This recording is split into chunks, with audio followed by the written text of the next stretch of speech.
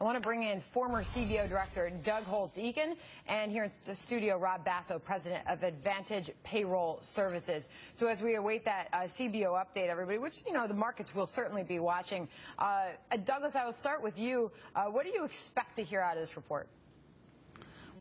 Number one, you want to look at the economic forecast the CBO puts out.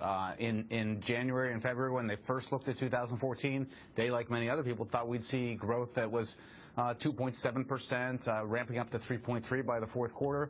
We know the first half of the year was really very bad. They're going to have to revise that forecast down. That, in turn, is going to hurt the 2014 deficit. It's got to be bigger than the roughly $490 billion that they were expecting in January. The question is how much bigger. And past that, I think the keys are going to be whether they really see deficits decline in 2015 or not. Those are the keys. And also from a perspective of just rising debt in this country compared to our overall GDP growth, it's not been a pretty situation so far. No, it hasn't been a pretty situation, but I think the biggest concern that I have as a small business owner and my thousands of clients that I serve is that one of the things that they're going to be releasing is that wages are going to be depressed by up to 1%. If annual wages are only growing at 2%, not even beating inflation because of the Affordable Care Act, because of the Affordable Care Act. So for me as a small business owner, it's going to be a big challenge, and I think whatever they put out is not necessarily going to be as positive and rosy as they say it is. A $506 billion deficit for fiscal year 2014, $506 billion added to the national debt this fiscal year. Federal debt held by the public will be 74% of GDP. That's more than twice of what it was at the end of 2007 and the highest since 1950. Debt will rise to 77% of GDP by 2024. Spending will rise 2% this fiscal year. Also, entitlement spending will be up 4%. Medicaid spending up 15%. The United States will add $7.2 trillion to the national debt over the next 10 years, and the major health programs, spending in that for the federal government will increase more than 85% over the next 10 years. Couple more points here. Interest payments will go from $231 billion this year to nearly $800 billion in the 2024 fiscal year. Annual growth rate of 1.5% this year, and unemployment to hit about 6.2%, according to the Congressional Budget Office. All right, Rich, those are some very big and possibly alarming numbers. I want to get Douglas Holtz-Eakin's take on this. By the way, watching reaction in the U.S. stock market, we've been pretty much flat since the open, but we have certainly turned negative as this report and these numbers have been released at the top of the hour, something to take note of. Douglas, one number I want to highlight here that Rich just brought to us from the CBO.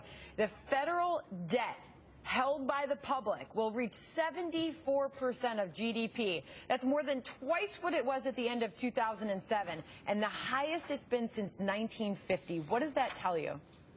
That tells you we are in bad fiscal shape because instead of going down from that alarmingly high number, we're going to go up. And I think that's the fundamental problem that faces this nation. We are on an unsustainable trajectory for the federal budget. It's what leads to these rising interest payments that Rich Edson talked about.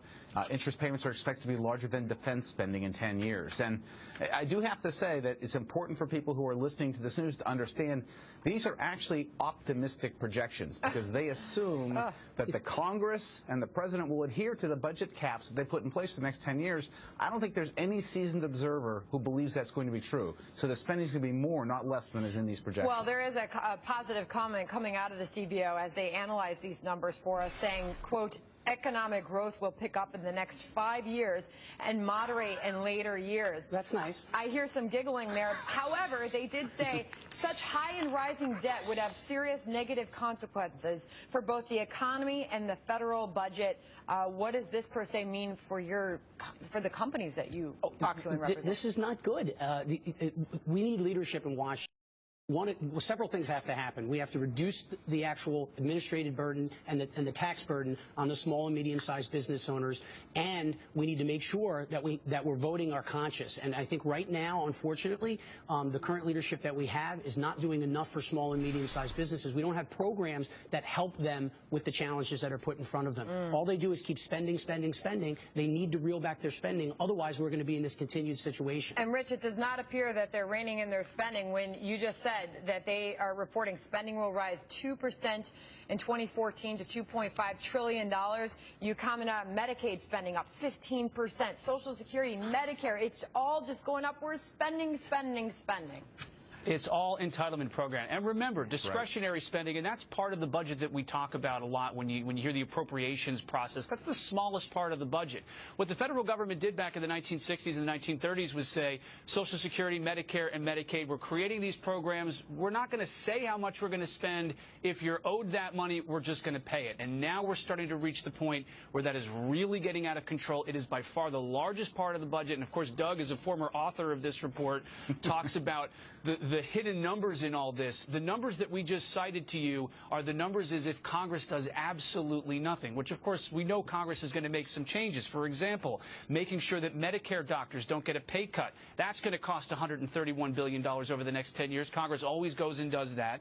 A certain number of tax provisions, these tax extenders that we talk so much about, that's nearly $1 trillion, $900 billion over the next 10 years. So Congress is going to add more and more to this debt problem. Hey, Douglas, and the numbers are worse. Douglas, I want to throw this in here, the interest payments on the part of the United States.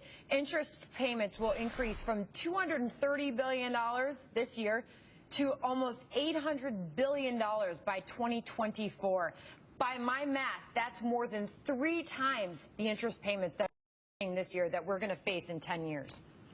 And that assumes that we have relatively benign interest rates. I mean, there's nothing in the CBO forecast that shows an interest rate spike if international investors got nervous about global conditions or the U.S. itself. And so that's a tremendous risk. It's one of the most important numbers in this because we hear so much talk on Wall Street and Washington about, systematic financial institutions, risky financial institutions. What are systemic financial risks?